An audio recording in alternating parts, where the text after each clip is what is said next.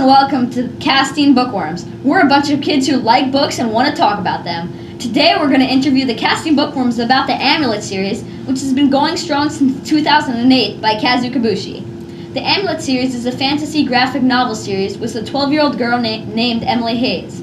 Emily discovers an amulet in her grandfather's house and is led on an adventure through magical kingdoms. But there's a great evil at play. Emily must venture through the magical world, face supernatural evils, and save her mother. Will Emily succeed, or will everyone she loves perish? Here's a word to ask our readers their opinions on this book. Thank you, Reese, and welcome. Here we have Luke, Mason, and Reese answering the questions about today. Luke, what was your favorite part of the book?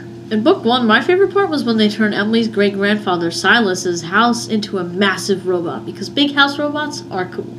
I agree. Mason, what are your thoughts?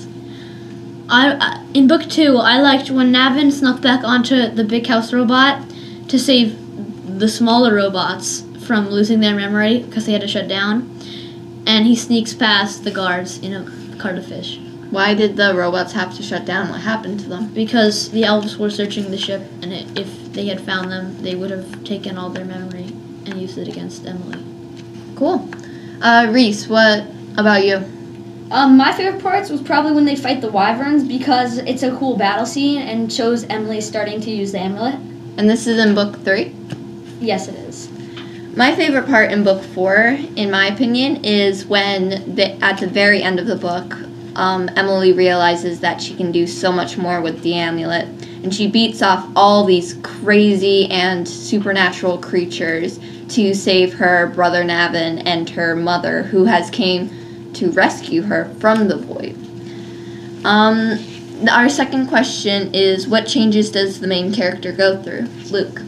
One very impacting change was when Emily's mom gets eaten by a tentacle monster, because it changes Emily and her brother's goals for the book from get out of this world to save their mom and then get out of this world. Mason, what about you? I think that Emily starts the book out like sad and hopeless, pretty much, because her mom has been poisoned by the tentacle monster,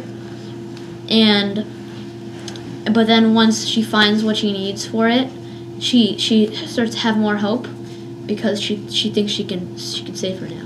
Yeah. Reese, what about you? I think an impacting change in Emily was she was hesitant with the amulet at the beginning of the third book, when she starts to let the amulet control her when she's mad and starts to become more wild. Yeah, in book 4, I agree with you there. The amulet is like this magical thing that is actually like a real person who can talk to Emily. And she, at the beginning, is like controlling her, saying, no, you can't do this. You're too young and too weak to. And then at the end of the book, she changes her mind and makes it up to be that she is super strong and powerful and that she can do anything.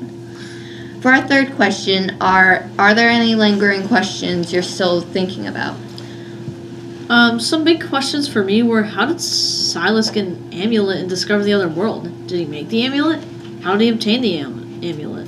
How did he get to the other world?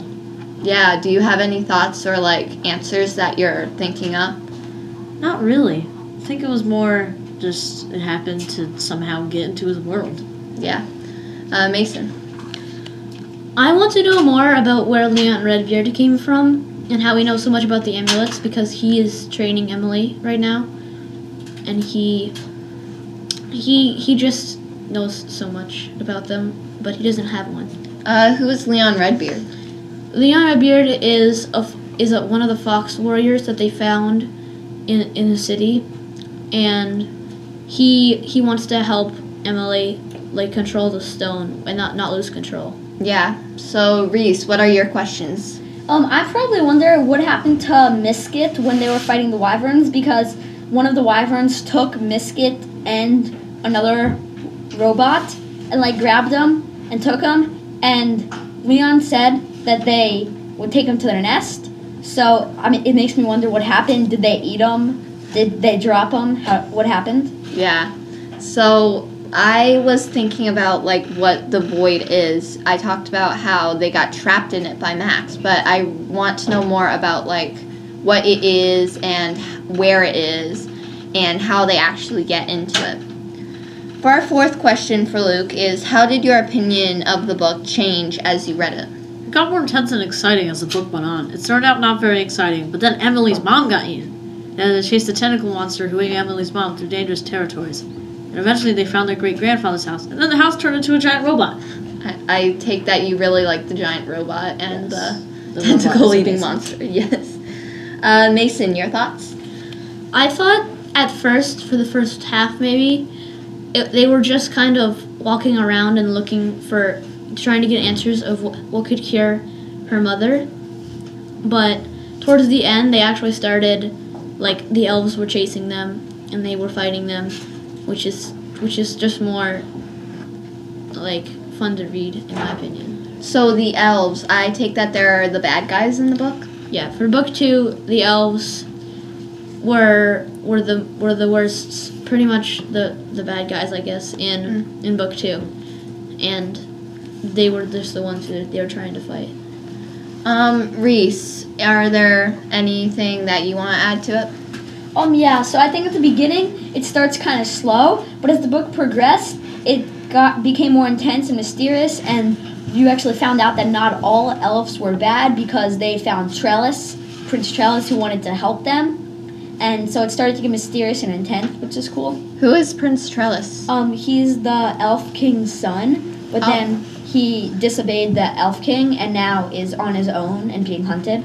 So did he join the good guys with Emily? Yes, he did. Okay, so I think we can all agree that throughout all of Kazu Kabushi's Amulet series, that at the very end, it gets to, like, it progresses into a more action scene, like, packed part of the book that really makes you want to read.